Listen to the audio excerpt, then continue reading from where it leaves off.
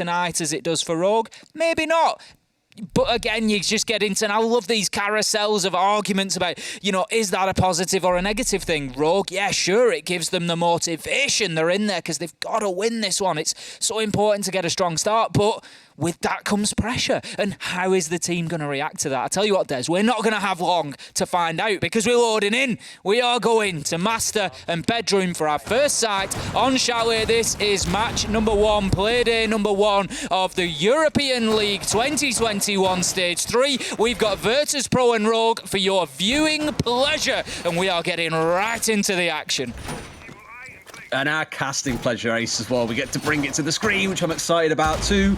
This map for me, look, last year I was kind of the curse guy in Oregon. I've seen every single cast that came up, I got Oregon. And I passed that on to Happen Fluke back in last stage. They were the ones casting Oregon continually. And it seems this stage, and lately, Chalet is just a map that we always land on. And for me, it is my favorite map in the game at the moment for the sheer reason of, I think it's quite easy to watch and understand what's going on. It reminds me of Consulate. Rest in peace, goddamn heart. I'm so sad that one's gone. But what I like about it is it's quite linear. You start from the top side, you work your way down, or you start from the bottom and work your way up. It's like Villa, but not as wide. It's a little bit simpler to see what's going on and forces a lot more engagements between teams earlier into the match is the way I look at it. Some really exciting bits to watch out for. A lot of vertical play to come into it. It's just overall a really good map in the meta right now. And so between these two teams, I think it's a perfect one to see for the both of them what they can do on it at the start of stage 3. Pasha immediately getting an air jab in downstairs there, and I think that's going to be to protect Rask.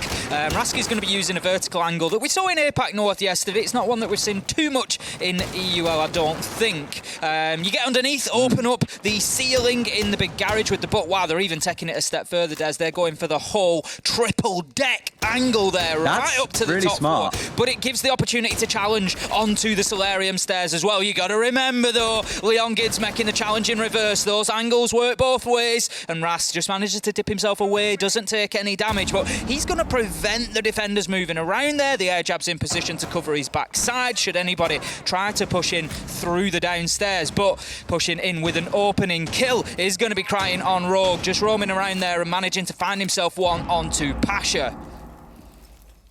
Good start indeed. I mean, that was really smart. Yesterday we saw a lot of sledge, where you get on top of the car and you can smash the wall out and see up solar stairs. It's really nice, but with the buck, you sacrifice frag grenades to be able to open up that entire floor by a half wall. A real power position for a lot of defenders is to hold there and be ready to back away when you start getting pressure coming in from this bathroom window. That's what you're seeing Milan doing now. So just like yesterday with the APAT teams, all the focus goes on taking control of solar. But when it looked like VP have done the right things and got themselves in and looked to start moving forwards, you had one jumping in through trophy window that got taken out. Leon's just found yet another despite being forced all the way back. So Rogue, with a really aggressive defense to start, is making VP pay for assuming it would be simple to just open the floor and push your way into the map. Really good start for Rogue. Yeah, Rogue looking good. They're not getting carried away. They're not doing anything silly. They're just holding their angles. They've got themselves set up. This is exactly what we want to do. Virtus.pro won't be too worried about this. This is the first choice site for Rogue, so we'd expect them to come in and put up a good defense. Whether that changes when bodies start dropping in the other direction or not, we'll see as this one progresses. But right now, Rask, he's moving through Danny and he sees the man. Can he get the kill? Yes! Shuts down Aces. Can he get himself a second? He sprays through the wall. He's going to find some damage, but not manage to get himself the kill. 30 seconds left to go, and we've got Kajeka just holding an angle now, just outside of Piano there, just looking to hold down this. He's on the cover for WTG, who's getting the diffuser down, Des, and it's an absolute freebie as they're completely unaware of Kajeka's position, and this time he's covered the plant instead of putting it down himself, and that's an interesting change for Virtus.pro now. Kajeka hits the deck. Can he find his man? No, he cannot. Shut down by Cryan. 1 versus 2. It is all up to WTG. I love how he's like pulls out the gun 6 and goes, "Oh hell no, I can't use this." Has to put I tried to gloss over it for him, Des. No. I'm definitely exposing him for that every step of the way. WTG getting pushed onto there. You might panic for a second and think, "Oh my god, how have they got the plant down?" And fair enough. That one kill was enough to push the whole of Rogue back. They removed the pressure. They got the control of bathroom window that we were talking about. It was really well played by VP, but Rogue didn't look particularly unsettled. They were in a 4 versus 3. Great first round coming out of Rogue. Yeah, a little bit of a wobble in the mid-round. We had the freebie for Kajeka as the man ran past him from Piano, and just a little bit of a lack of knowing exactly where everybody was from Rogue. But you've got to make allowances for the defenders on that side of things because they don't have access to things like drones like the attackers do. So it's not always necessarily their choice to have intel in an area or not, depending on the utility that they bring, of course, and the coverage that they get out of those cameras, such as the Evil Eye cameras that were in play in round 1 there. But great adaptation from Rogue there. Great retake of the site to get in there, find those final kills that they needed to. The one onto Kajeka was a particularly important initial kill to get because it just gave them that advantage. It put them into the 2v1 and it just removed the crossfire. You've then got WTG on Solarium stairs. He's all alone. You know where he is. The challenge can be made, and it was made fantastically by Prano. Closed out the round, and Rogue, they managed to take their primary site, but Virtus.pro certainly competitive. I spoke about a number of players yesterday. We started to see it appear in APAT now as well when playing on the smoke, bringing along the FMG. You look towards Leon and think, well, why would he play on site with just the shotgun and the SMG? It's not really a Leon style. He likes to get busy around the map. I think it was Citizen who first popularized this one. They would need a shield operator. They already had Frost selected. They didn't want the alibi. And his description in the interview was, we don't want to bring Warden. We want something better than that. And Smoke does the job just fine. Really strong utility. A shield, the FMG, definitely not a bad gun either. It's not the best, but definitely far from the worst, considering you're on the defender side of things. And I think it's just growing in popularity, not just on Chalet, but on several different maps. It enables you to challenge at more long range. You can play more of a perimeter style play rather than playing as an anchor, for example. Should be really exciting to see what he can do in this round with that as well. We just had a little pop-up there to tell us that it is Easy that we'll be observing for this game. Medics and Easy back for stage 3. Always deserving of a shout-out. Do a fantastic job as our observers. And they've got to a point, Des, where they're barely distinguishable between the two of them, apart from that pop-up to let us know who it is. And a fantastic job they do as well. Just like Cryan has on the entry so far. Comes in with his second in 2 rounds, this time taking down Rask. That's the butt gone, and quite a lot of utility gone along with him in terms of that skeleton key. Of course, we are attacking here onto Bar and Gaming, so getting some control over Library and opening up those vertical angles is certainly part of that playbook at times, and that's going to be removed by Cryan, so a big start there. I'm always curious to know as well if Pasha coming along on the Nook isn't necessarily so much to be a flanking player and to try and cause trouble, because he's not really playing it in that way. It's Milan and Karjeka who are off doing their own thing. I think for Pasha, it's more about having those frag grenades on side because they don't have them with the sledge being dropped out in favour of the Buck. So they've got 4 on side. They've got the 2 on the Nook, they've got the 2 on the Iana, and they're the ones they're looking to make good use of. It would be great when you're looking to try and clear out Library, for example, but they're not really being given the chance because they are being challenged. Rips the next one to be challenged, mind you. It's down he goes to Pasha, 4 versus 4. With 70 seconds left. Virtus.pro need to find themselves another kill or 2 before they start thinking about going anywhere near site and getting that diffuser down. And right now, Cryan is going to cause a massive problem. He's still entrenched on Mezzanine. He's got his deployable shield. He's got some utility. But as the damage comes in onto him, Virtus.pro do a good job. They move him away. They move Aces away. They're starting to take map control. They've got that top floor. Aces thinks about the challenge onto the top of Library stairs, but as soon as that shield disappears, he's having absolutely no more of that action. It's got a little bit spicy and hot for him in that location, so he's going to relocate himself inside a site. 33 seconds left to go. Virtus.pro, they need to get moving here.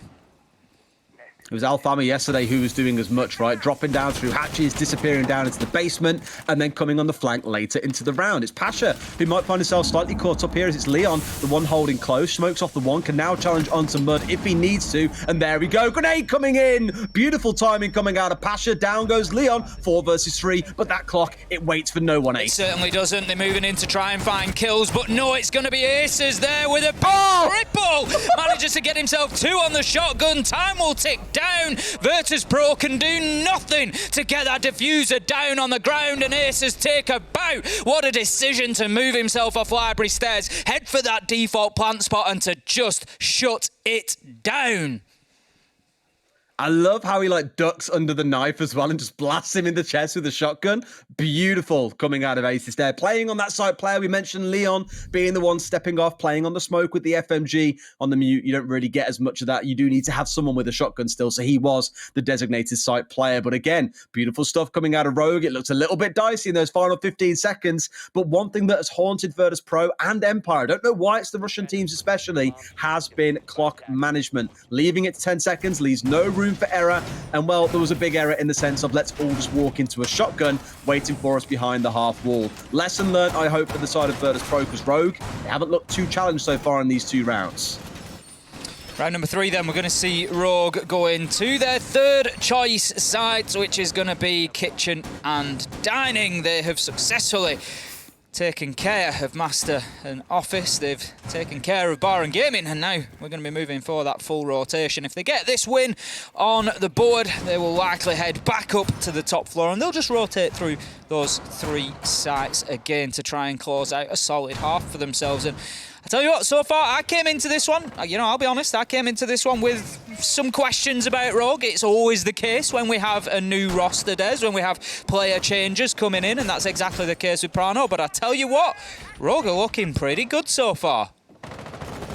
They are, yeah. It reminds me of Rogue in a lot of ways when they used to go and play on their more default maps. They've really liked best of ones. It's why you'd often see them be the team that struggled at LAN, right? They were always great playing on like a clubhouse or whatever map they chose to go to where they could do some counter prep. I'm thinking back as well to their game against BDS on Oregon, where they were the first team to beat them in stage 1 and end BDS's dominant streak. And BDS didn't really lose after that point, but that's beside the point. It's more that when Rogue get onto a map they know, they do look really confident and really, really stable. Now you're looking at a different map coming out altogether here. Things are going to be a little bit different for them. Time will tell, I guess, how this map itself plays out. Speed lag for a couple of seconds there. Forgive me on that one. This casting from a hotel, a little bit questionable at times. But for me, again, it's about the confidence they're starting to build. And for Virtus.pro, that team that has been, I think it was the consistently inconsistent is the best way to describe them right now.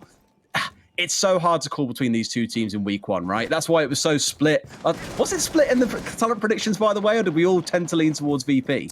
No, there was a few who picked Rogue. I think there was at least 2 of us, maybe 3 that picked Rogue. So we've got a bit of a. I was in Rogue. I just know as a team, we generally went to apart from the Empire game, we've got quite a generous split across both teams, and it just shows how competitive it's getting in the EUL, Des. It's so difficult to make the predictions. G2 Na'Vi, which way do you go with that game? It's just so difficult, and this one was absolutely no different. It was one that I did sort of mull over for a while now. Leon, once again, that's 3 opening kills in 3 rounds for Rogue. Cryin and Leon both having the pleasure so far. Rask does manage to get one back. He's looking to find another, and look at that use of the skeleton key to find the angle that he needs to shut down Aces, and that's going to leave us now 4 versus 3. Virtus.pro getting themselves the advantage, but something that Rogue are doing very well, Des, is they're managing to keep reining them back in. They're not giving them too much on that leash. They're managing to just keep them in touch. Now 3 versus 2 coming into the final 45 seconds. Virtus.pro not a million miles away from sight and in a position to potentially think about a plant. I mean, Rips is playing on the Shank here, and you really need that utility coming out sooner. Ras getting the closing kill. He only used 1 round in the whole round. Prano got to work some magic here. No, he cannot do it as Rask runs through the wall, completes the 4K in the round. You saw him pushing his way up through piano, into bathroom, getting the kill through the floor. Here he really, really took charge of that round. That's what we needed, I think, a Virtus.pro win there. I'm going to say it up front, Des. Match 1.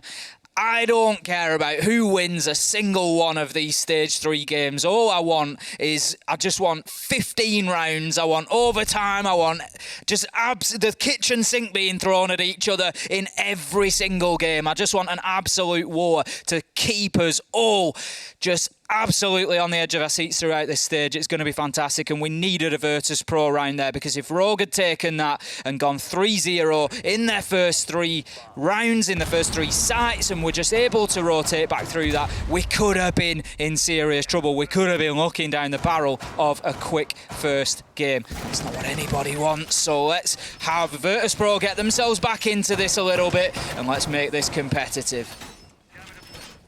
See then how things go now. We're going back through the full 3-site rotation, so back to where we started in round number 1. If you recall back then, Virtus.pro did pile tons of pressure in towards Solar, and given that we've got Rask on side once again with the Buck, just suggests to me that you're going to see a very similar sort of setup coming in again. Otherwise, why bring the Buck on this site? It's the main purpose of why you'd want to bring him over, say, a Sledge to make sure that you've got frags on side. The key tweak here is that the Nook is on side. It was dropped away previously for the Nomad, so I'm looking at that and thinking again, it comes down to having more of those explosives on side to keep a good close eye out on those frag grenades and where they're aimed. I imagine you'll see them going towards, for example, Rips' shields, in towards the Evil Eyes, and if they're lucky, a kill or two on the way through as well. We just saw that skeleton key for kill from Rask again onto Ace. An absolute beauty. He must have been doing his floor peak training, Des, on the old aim labs. He must have been getting in there because those bars can be an absolute nightmare at times, but he navigated them absolutely wonderfully. Now then, Pasha got himself a drone set up in the game room there.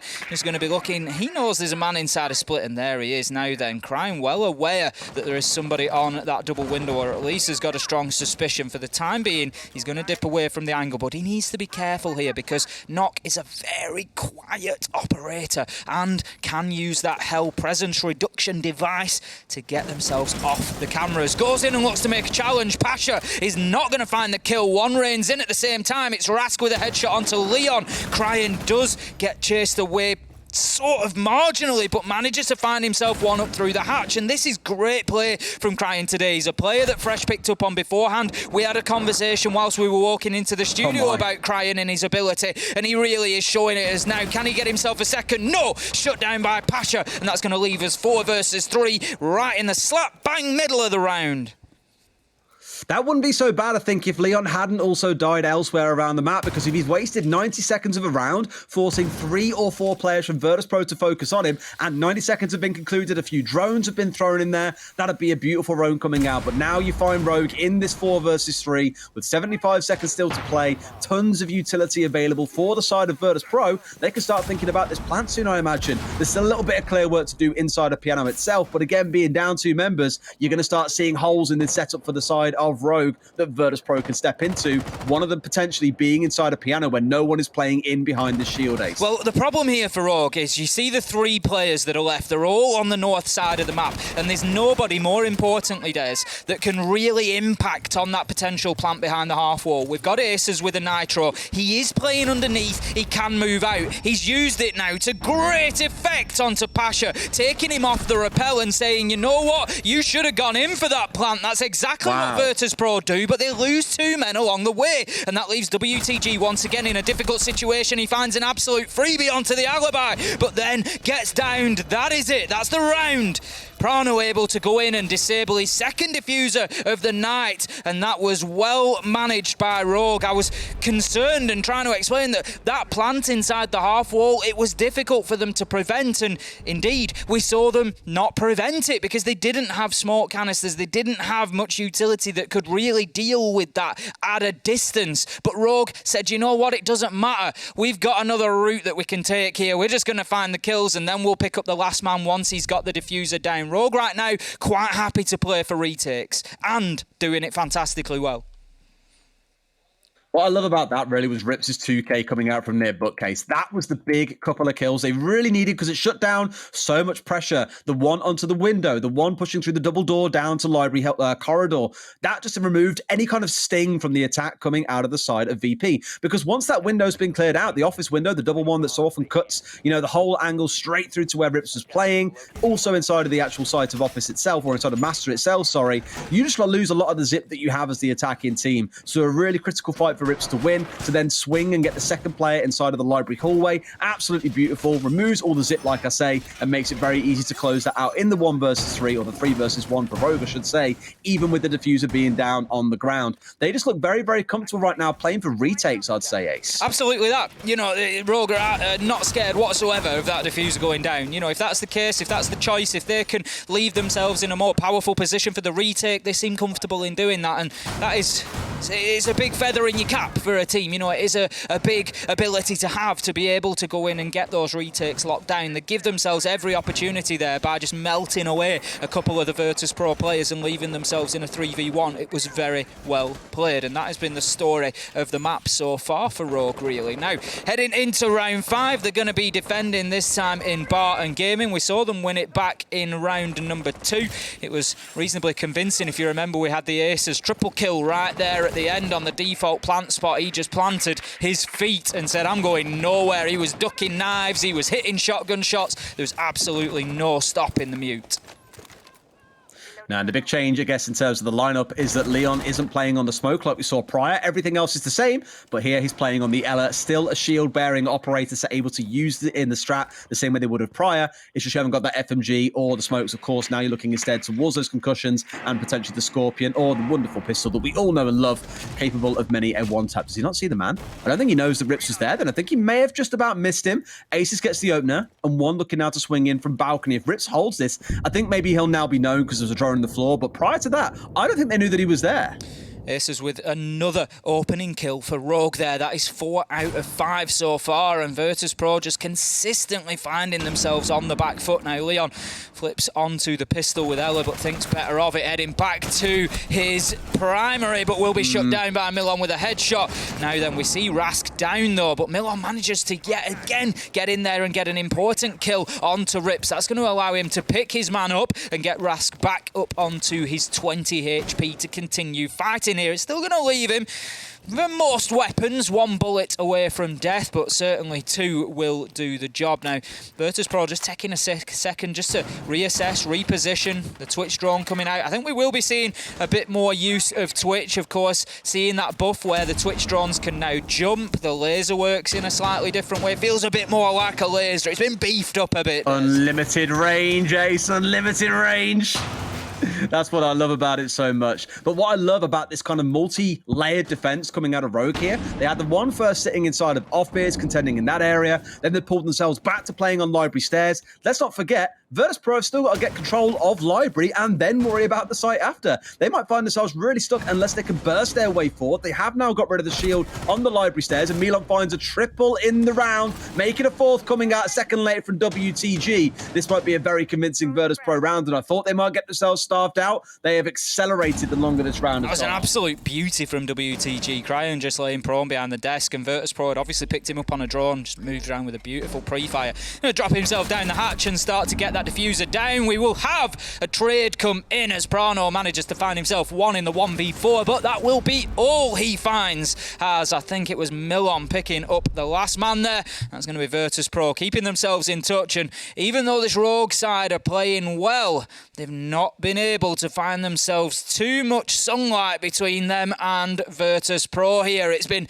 a very tight affair so far, back within 1 round, 3-2. I think if Virtus.pro can come away with a level half here, 3-3, they're going to be pretty happy with that given what Rogue have shown so far. But we commented coming into it how we have seen attackers having a good time of things on Chalet, particularly yesterday in our APAC games. So if that is a trend that's continuing, Rogue might just be able to walk away with it in the second half.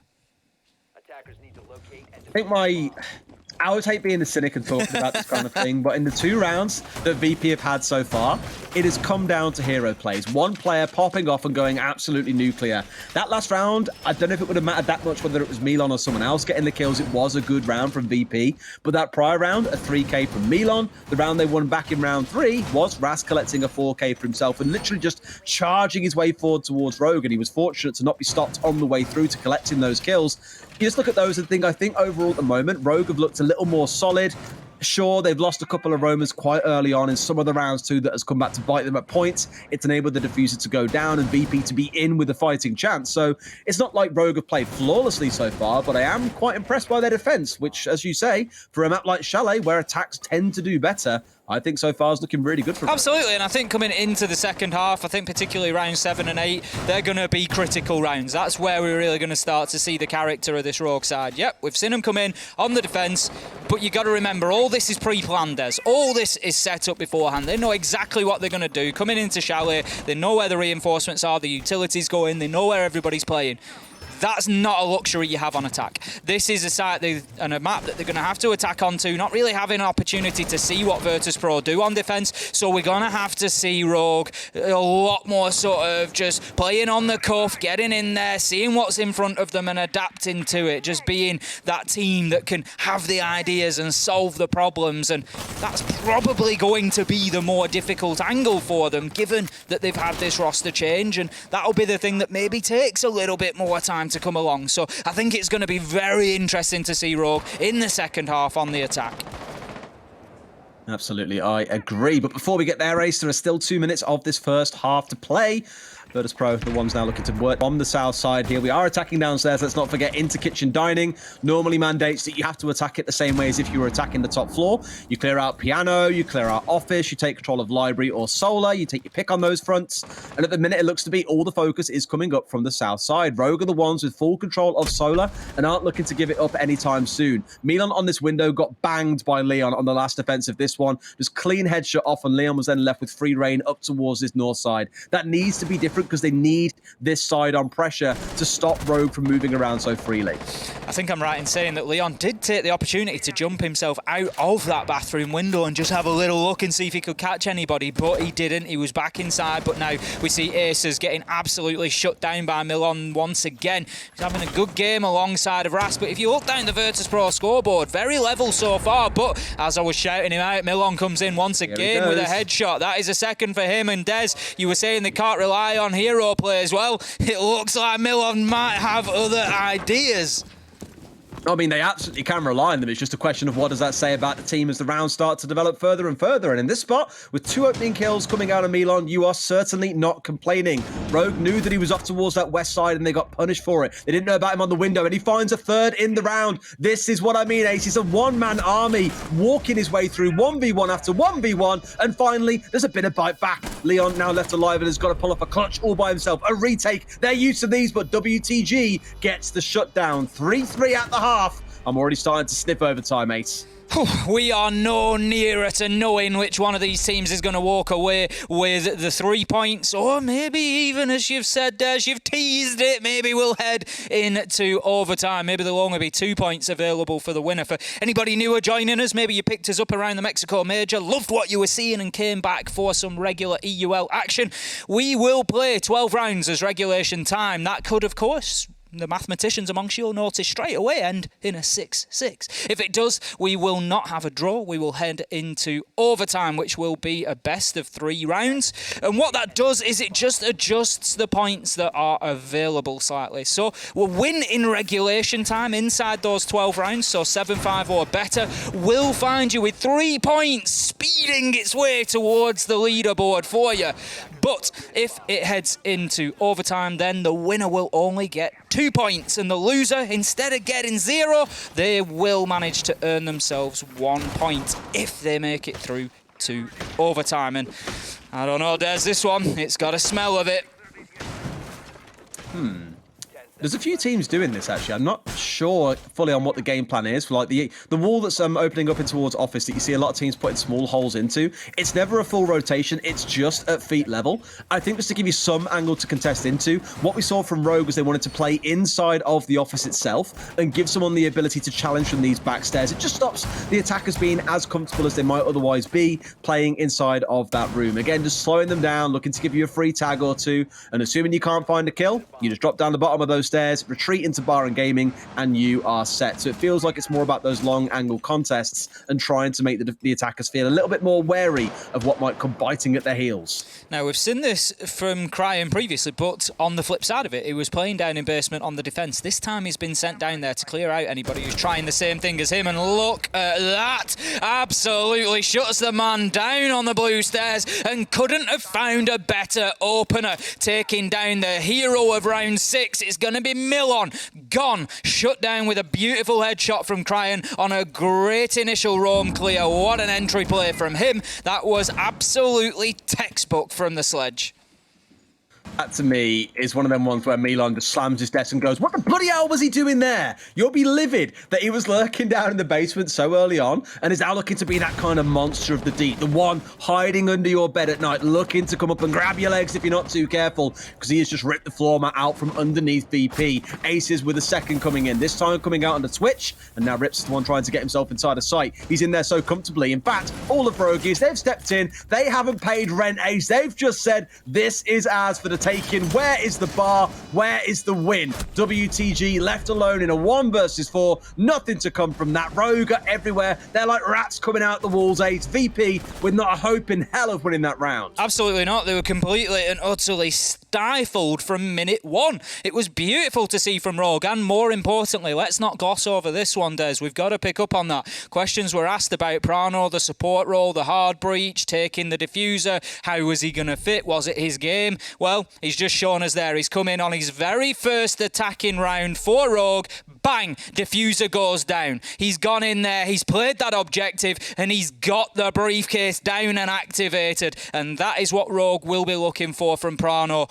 Great play from them. They created space well, starting straight away from the beginning with Cryan going in and getting them that opening kill. And then they just seemed to have every angle covered. It was like, I almost felt uncomfortable in my skin for Virtus.pro, because you just knew that everywhere they were moving, they were exposing themselves to another angle. It was beautiful.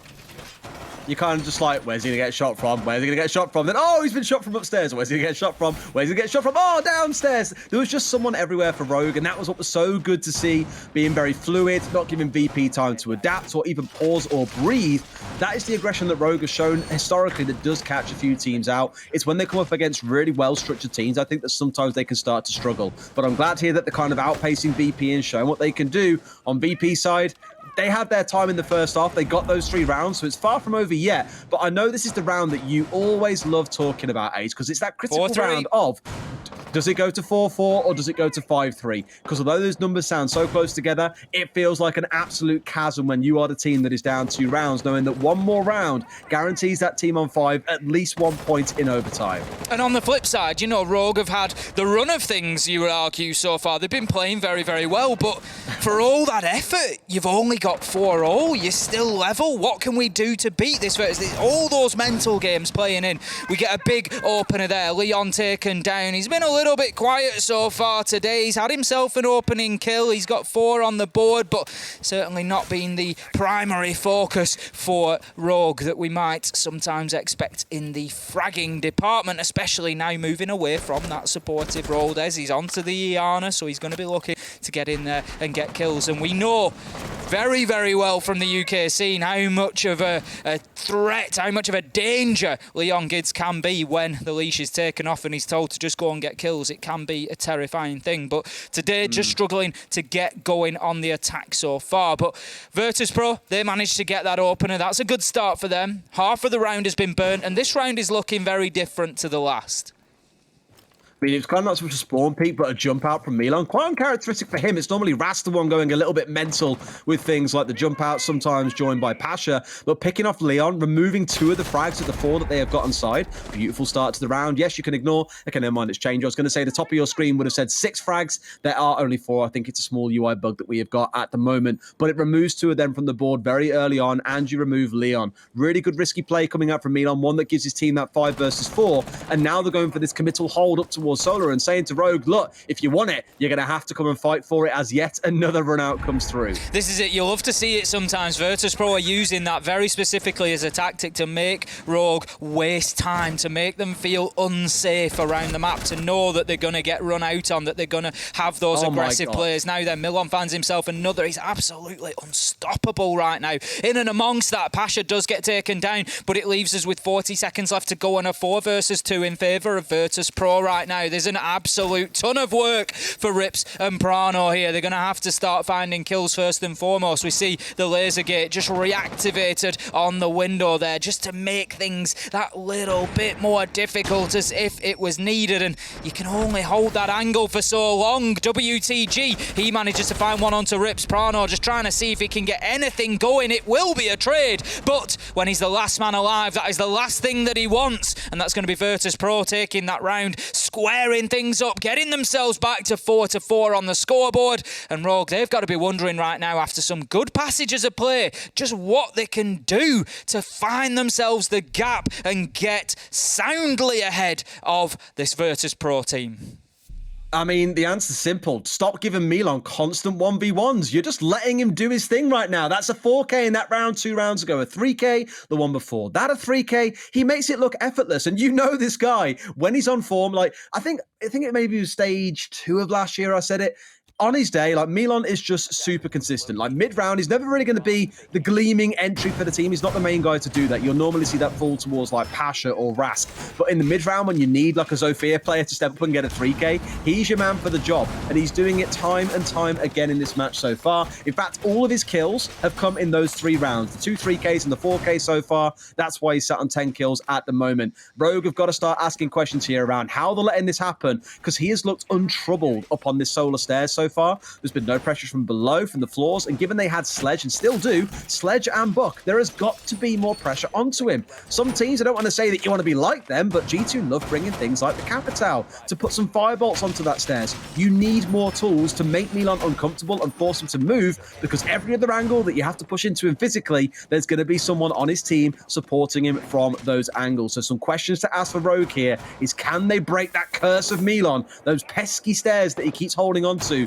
because it has been a real nightmare for them so far. They're certainly going to need to find an answer, and as we saw in the early rounds from Virtus.pro, they got in there, they opened up the floor that you can see on the left hand side of your screen there. They got into the big garage at the bottom, opened that floor up, and then it gives you the option to put a few nades up there. You know what, I tell you now, that will move Milan quickly enough. Once a couple of explosives start going off in there, he's not going to risk his life to try and hold on to it. But like you say, they need to disrupt him. They need to not let him play his game, because right now his game is working out fantastically well for him. Now then, we've got an alibi on side this time, which is always an interesting one, because Zeka bringing along there, and you can see him just playing in and around those little decoys that he's got. Any of those get shot, and the player who shoots it or moves through it, basically any sort of break, any sort of contact with that deceptive little decoy that we've got will ping the player out. You get a few sort of little red pings every second or so that will just give away their position. So Kozeka is keeping himself in and amongst his little friends there to try and see if he can get himself a bit of intel by baiting someone into taking a pot shot or two on. Well, clearly Rogue have done the right thing here, because you're not going to find Milan this time round playing on the solar stairs. He's pulled back inside a bathroom, so a little more defensive, but it's not going to stop Rogue from crumbling from the off. One comes through, a second coming back after the one trade came in from Rups. In fact, a 2K coming out of Reps to bring it down to a 3 versus 3. Not a bad start. Diffuser down up towards the north side, but you've got to worry now about those players on the top floor for the side of VP, because they can look to do some challenging work. Rips into a third in the round. That's what you want. Can he make it a fourth down to the last man that's dropped? I don't think he knows. He must surely know. There it is. A quad kill for Rips. A good time to make yourself known, buddy. One more on the top floor. Sees him step over the hatch as well. Will he find the kill? I imagine not, as Crying now steps in to go for the plant. The red ping's coming out. They know where he is. They know what it is that he's trying to do as he opens up the floor. A shot coming into the back onto Karjeka. They've still got 50 seconds to play with Ace. There is so much time here, and Karjeka has got to work some magic. That plant's going to get stuck, and now he is stuck in a 1 versus 3. Shot in the face by Rips, who completes the ace in the round.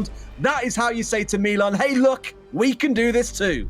Rips with a great round there, barely moving his feet a lot of the time once he got himself established in trophy there, just holding the long angle. He just wasn't even fazed by the Jaeger that got in there and tried to challenge him. He managed to find the kill, and he found every other kill in the round as well. Great stuff from Rips. Is exactly what Rogue needed. After Virtus.pro have come in and level it up, it just really sends a message. It's a real statement of, yeah, you know what? You can keep us level, you can try and get in there and challenge, but we are here to win this, and they give themselves a good advantage now. 5-4, they find themselves on the scoreboard. As you said earlier, Des, if they can get themselves one more, get on to 6, it guarantees them at least 1 point, because they will as a minimum have to go to overtime, and even if they were to lose there, they still pick up that point. And believe me, for Rogue, every single point is going to count through stage 3, but they're going to have their eyes on much more than one here, because they're going well, they're finding kills, and it does feel like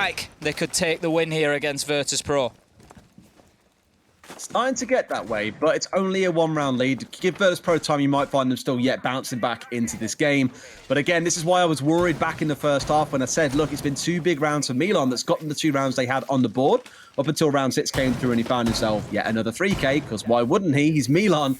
I was like, okay, what about in the rounds when he isn't doing that? What's going to be your winning factor? And it's kind of been not so much missing, but lacking, I think, up until that point. So I do want to see a good team round coming out of Virtus.pro. And it's all good to lean on one player and say, hey, it's fine for them to get the 5 kills, but it needs to be convincing for everything else going on around that. And that's what I'm not really seeing so far, to be honest, Ace. You can see the Claymores being brought along now, and Rogue taking extra care of those run-outs that we've seen Virtus.pro take advantage of so far. Now, thinking about this site, Des, we are defending Bar and Gaming here with Virtus.pro. If you remember, this was the site that we saw back back in round number 6, and the defense just fell completely flat. It was right Rogue's playground. They were just able to pick up kills almost at will, left, right and centre. They seemed to have every angle covered. There was just nowhere that Virtus.pro could go, nowhere that they could be safe. Now, Virtus.pro, they need to find something different here on Bar and Gaming. They need to mix things up a bit. We're just going to lose a Yokai drone, I think, there, but Rips will be downed in the process. Milon getting a little bit keen for that kill,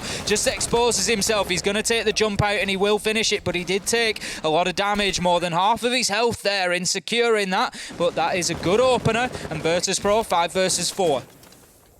The war of Milon and Rips begins now between those two players. That will be the back and forth that we'll have to keep a close eye on. Oh, what a shot from Pasha in towards Trophy, I think that was. Finding himself not himself yet another kill in this round, but another kill for the team here. 5 versus 3. And Rogue has struck. Oh, stop it now. That one's a naughty one. A 2k in the round for him. A 5 versus 2 for VP. This is the kind of round you want to see. One that's full of confidence that Rogue can't get any real control of. Again, taking 1v1s onto these players. Rips in the opening death was a bit of a surprise, I think, but I'd be shocked if Rogue can bring this one over the finish line. 5-5 and potentially overtime. It looks to be where we'll head, Ace. It certainly does look like a possibility. Bar and Gaming is a site that Virtus.pro have really come back and sent a message to Rogue. It's a real answer back to that round 6 that we saw where Rogue were just absolutely supremely dominant at attacking this site. Virtus.pro have said, yeah, that's absolutely fine. That is absolutely fine. It was nothing more than a blip, and we've come back with just a stronger defence. Now, Aces looks to move into the site, has absolutely no idea that WTG is hiding himself away on a little rat play in the corner there, gets his man, and then who else? Milon to finish off the round. And that's going to be back to 5 versus 5. Toss a coin if you've got one, because that is going to be the only way to decide which of these teams is going to take this. So evenly matched, so entertaining, and what an opener to EUL Stage 3. We couldn't have asked for a better game, Des. The way it's shaping up, absolutely not. I mean, there's so many good games to look forward to as well. After this one, let's not forget, you've got G2 coming up against Na'Vi. You've got BDS coming up against Vitality. That's going to be a bit of a grud match. Not because it's like French coming up against French, but because if you remember last stage, Vitality did beat BDS. So there's a point to be proven there, I feel. What I want to see in this game, though, is less reliance on these 1v1s. Because Pasha there was like, look, there's a guy jumping in Trophy. I'll win that gunfight. Oh, there's a guy coming down Solar. I'll win that gunfight as well. And that was basically Rogue's round sort of over. And this is a really interesting conversation I was having with Alfama yesterday about the different styles that you get in regions. You know, in NA, it's very strategical. It's like playing a game of chess. You don't swing things. You play games really sensibly as a team. APAC, a little more wild. It's almost expected that you'll push out, you'll swing, you'll take that high-risk, high-reward play.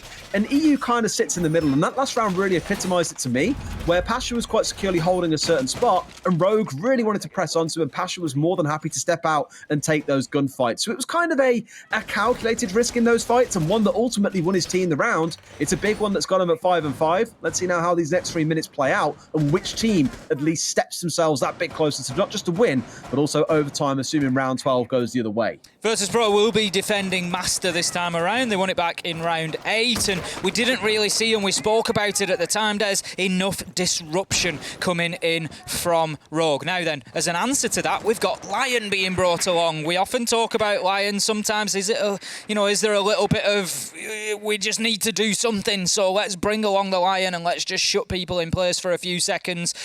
We'll see how that plays out. You know, it's not been brought earlier. It's all the way to round 11 before we've seen the Lion brought along. Out goes the EE1D scanner and does absolutely nothing, Des, as Rask and Pasha manage to find themselves 2 onto Leon and Rips, and Lion certainly was not the answer. It's Virtus.pro that have found their bite.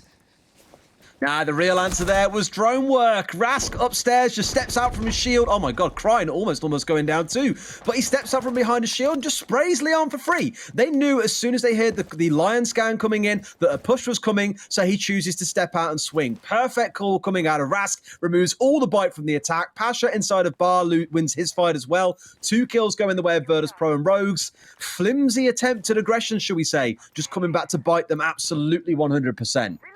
Crying on super low health at the minute, just trying to manoeuvre his way through. He's getting some information fed to him by the looks of it. We just saw the yellow ping popping up there, but he needs to find himself a kill. This barbed wire is going to prove a real problem for him because he's been crouch walking up those stairs to prevent himself being heard, but he doesn't touch the barbed wire. Pasha doesn't hear him and finds himself shut down, but the problem is that leaves Cryan now in a position where they know exactly where he is. He's got two choices here. He either just tries to push the angles and continue aggressing, which is what he's going to do, or he relocates elsewhere. But you can see Virtus.pro now, they're happy to play this passive Des. It's a style that we see NIP adopt quite often, where they'll go in, get those couple of big early kills, and then just collapse back and make it very difficult. Just give the attackers very little room to manoeuvre, and that's it as Prano tries to manoeuvre his way into a favourable position. WTG's going to shut him down with the headshot. 30 seconds left to go.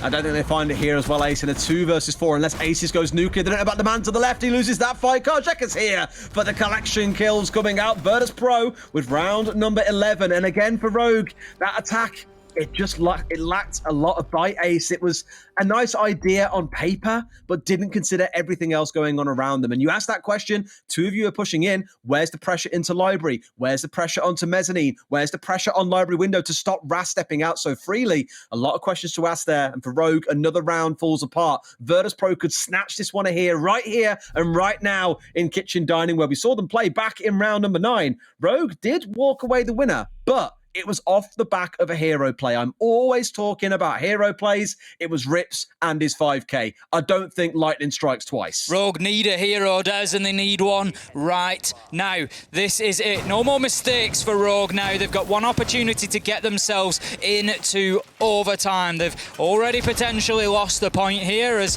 even if they win in overtime, it'll only be 2 points instead of 3 now for Rogue. And you've got to look at the story across this entire map of Chalet. It's been an absolute brawl between these two, but Virtus.pro now taking the lead after round 11 for the first time so far in this matchup. Virtus.pro have not yet been ahead, and what a moment they have chosen to get their noses in front right here at the crucial moment. You only need to be in front once, Des, and if that once is where you seal the deal with a match point, it is going to be everything that matters. And how heartbreaking for Rogue, coming in with a great performance, with the new player slotting in nicely, and you start thinking, yes, this is a Rogue that can get wins. To lose it at the last second, that could be crushing. I mean, it's not almost like it's the first time that's happened, right? Like much of last year, some of the losses they had, even so much as last stage, they come through in games that you look at and just think, oh, Rogue could do so much better. They were a couple of rounds away from a win. I know Fresh is sitting there reeling at the thought of all the games that they lost out onto a draw, for example. This could end up being the same sort of case of Rogue come the end of the stage if things carry on this way. But let's see if anyone gets picked off early on, because that has been the defining factor. We spoke in the first half about how many opening kills Rogue were finding. In this second half, it has swung massively back towards VP through little silly deaths, blind peaks coming out. Sure, the occasional cheeky run out coming in from Virtus.pro at the same time, but a lot of it has just been losing members early on when they really had no business to. Cryan just holding an angle onto that bathroom window. Just going to relocate slightly. As you can see, they are very aware of the potential for run-outs from Virtus.pro. They don't want to be losing any men early to a cheap play like that. Milon needs to be careful. He's certainly lining up on that window, and he's got it knocked out at the bottom by the looks of things. He's ready to just spring himself out of there, but for the time being, he's going to hold himself back. Now then, good progress from Rogue as they managed to get the Selma device deployed on that office wall. That will open things up and allow them access to the top floor. They're, of course, attacking downstairs onto Kitchen and Dining. The Selma devices will be applied, but that mute jammer is going to need to be cleared. We have had some changes to mute, of course, where the area of effect is now a sphere rather than just a sort of straight cylinder up and down. So if you'd applied them higher on the wall, they would have an effect, but no, Rogue were happy that they'd get in there and they'd be able to clear that jammer out. That's exactly what they've done, and they've got the access to site, they've got the access to the plant spot. Now they need to find some kills. And they've done all the right stuff on the south side, right? But that's why Virtus.pro pulled back towards the north side and they're saying we have no issue playing a little bit further back. I wonder if they're almost looking to play a retake here where they're saying, Rogue, look, you want to come pushing in the dying few seconds? Go for it. We will completely shut you down given the time. That wall is opened up. They've got the top side control as well. But oh my God, do these two players know? Does Pasha know that he's got a man waiting off to his left-hand side? Surely he does. But if he gets picked off here for free, this could be a problem. One stepping out across into Snowmobile. It's like two ships passing each other in the night, Ace. They just keep on missing. But Rogue find the 2 kills they need elsewhere. Rips with a great swing, finds a third. This should be the round for Rogue. The guarantees overtime. A 5v1. Milan the hero. I don't think he can do it all for himself, but VP need a hero right now. Out comes the spray from 2 angles. Rogue win, losing only 1 man. And shock horror, Ace. We get a game in overtime. It's as if it's a habit for you and I, Des, and we come in absolute first match of EUL. It's Playday 1 of stage 3, and it's going to go to overtime. Now we've got a tactical timeout taken by Rogue, I believe, and that's just going to give them a minute. That time has been extended this stage, I believe, so it will be 1 minute that they have to discuss with each other now just exactly how they get this over the line. Of course, Virtus.pro just catching them up on the back end there, but nobody has any real advantage, Des. It's one of those games where it's really difficult to call exactly which way it might go. It was 3-3 in the first half, 3-3 in the second. There is no advantage to attacking, defending. It doesn't really matter. This is all coming down to gunfights. It's coming down to those early battles. A lot of rounds we're seeing won in the first minute and a half, where you get a 2k, a 3k comes in, and the other team is just on the back foot from the off. Who is going to find themselves on the back foot in this overtime, though? That is the big question for all of us. I mean, that's absolutely it. You get a full reset now. You get to see, I mean, both halves have gone 3-3, so you can't even look here now and say, well, this team did better on the attack, therefore it's not really a problem. No, it's very, very balanced between the two, and that is what makes it so enthralling. It's going to be Rogue starting off on the defense. Master and Off is going to be where things kick off. So a reverse back to what we saw in the first half. We saw a lot of opening kills coming in for the side of Rogue. Can they continue that, or will there be some learnings for VP? First big change in my mind is that Nook finally being dropped away and seeing the Nomad returning once again. They only bought this once, and that was back in round number 1, clearly saying, look, we need this to cover the flanks. We know there's some danger going on here that we need to be able to deal with. Okay, we've got to give an early advantage to Rogue here. Going on the defensive, Master unbeaten so far in Master. Virtus.pro, as you say, going to have to find something different here. They're going to have to apply what they have learnt. We've got mute jammers being applied to those office balcony walls. That's going to try to keep them out of there. Last time, if you remember, Virtus.pro had a good opportunity. They got the wall open. It was, I think, 5 versus 3 at that point, maybe 4 versus 3. And they had the 3 members of Rogue push completely up to that north side. Rogue allowed them in. They almost sort of baited them in and said, yep, come on in. Have a little plant. Put your diffuser down. That's absolutely fine. But kill. And they just closed them out as they did it.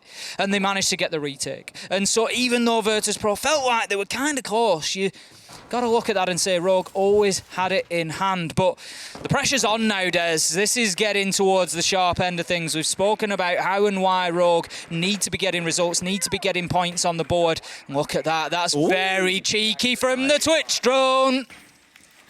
Now it can jump. Yep, you can propel yourself forward like that for free, and of course, unlimited range. You can just run through here and zap out whatever the hell he so pleases, and he's done a lot of work with this one drone. I'll leave it here, get back out on the F2, and let's see if you can start driving forward. You got Ras down in the basement doing what we've seen both teams do at different points. I think Rogue considerably less so than Virtus.pro, opening up the bottom of Solar. I think we saw that really sting, actually, Rogue, when they were on the attack and didn't do it to help them clear out Milan that was playing in this area, and he just absolutely shut them down. But seeing the same thing again, that double floor setup, Leon looking to challenge back down that angle once more. It's like we've gone all the way back to round 1. It's like an absolute mirror image of it now. Leon keeps himself in position there. Shots will come up from Rask, but too little too late as 6 X-Kairos pellets are cleared off the Solarium wall. But Milan did some great work with that Twitch drone. He was sat waiting on it, and he was waiting for it to recharge. It's got limited ammunition, but they build back up to those shots, and he just wanted to wait his time to be able to clear out more electronics. And it's going to give Virtus.pro potentially the opportunity to open up that office side wall if they choose to. But right now, the Breacher has been focusing on the Solarium wall. It is open, but Virtus.pro, they've got more work to do before they can think about getting a plant down. And that is how it starts. There's Pasha, opening kill onto Aces.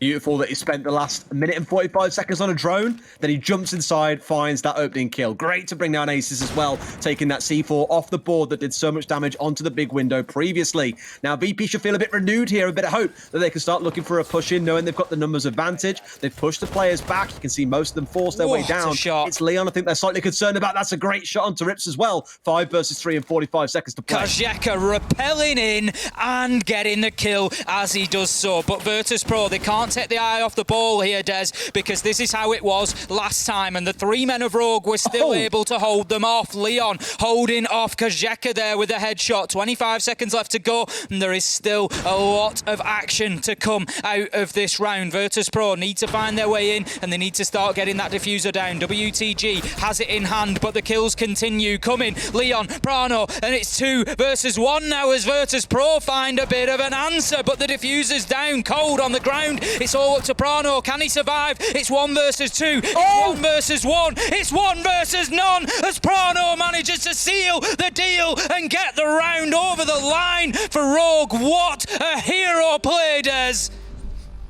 That's what you want from your new player, stepping in right to go huge at the time you need him most.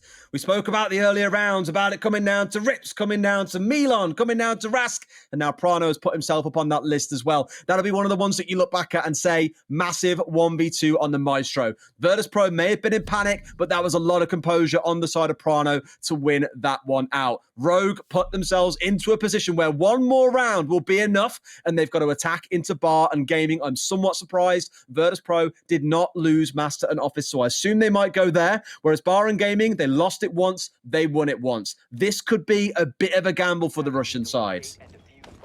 Maybe just trying to catch Rogue on the back foot a little bit. We saw very different rounds here in Bar and Gaming. It was the one that I commented on particularly. We saw it in round 7 where Rogue came in, just absolutely smothered Virtus.pro. There was just nowhere that they could move. It all started with a great entry kill, if you remember, Crying, moving through the blue corridor, knew exactly where Milan was stationed on the blue stairs and just pretty much one-tapped his head right off and started the round as it went on for Rogue. But then we came back in round 10 and it was almost the exact flip reverse, and I can see after that round 10 performance why Virtus.pro would come back to this side. But they gotta find that round 10 Virtus.pro, Des. They've gotta find that round 10 defense now, because Rogue, they are going to be coming in this absolutely red hot after that last round. You cannot underestimate how much of an impact that Prano 1v2 will have had. That will have sent the adrenaline not only of him but of his teammates through the roof. If they can keep a lid on it, keep it calm,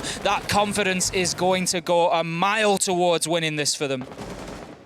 The thing is, I look at this round and I remember what happened for them last time round. It was when Pasha had that 2K from Dining up towards Solar and up towards the trophy window. That was the big difference maker for them. If he can have a repeat of that, great. But this is what I mean by they lost one round, and the second one, it came down to that big 2K coming out of him. I'm not struck with the most confidence. We'll give it time and see what happens. Leon pulling out the first EE1D 45 seconds in, and WTG going loaders pressure onto him finally. Oh my God, it's an explosion of kills. 3 out of nowhere, make it a 4th. Rogue are looking for the 8-6, and Rask, he knows he's got nothing to do here except flail to try and fight the way back in. The diffuser is down, and with EE1D still ringing around, that has been a lightning quick attack coming out of Rogue. He finds one. I doubt he'll find any more, Ace. This should be about it. Unfortunately for Virtus.pro, it was the round 7 defense that they brought along, or more accurately, it was the round 7 attack that Rogue brought along, and they've just absolutely decimated Virtus.pro inside of Bar and Gaming. There was only one team playing a game there, and that was Rogue in that final round. They're able to seal the victory 8-6 in overtime, and what a performance from Rogue. What an entertaining game. We've started EUL Stage 3 with fireworks. Beautiful, beautiful game for Rogue. And we mentioned about them maybe getting pulled down in towards that lower tier scrap around relegation. 2 points here, sorry, is going to go a massive distance.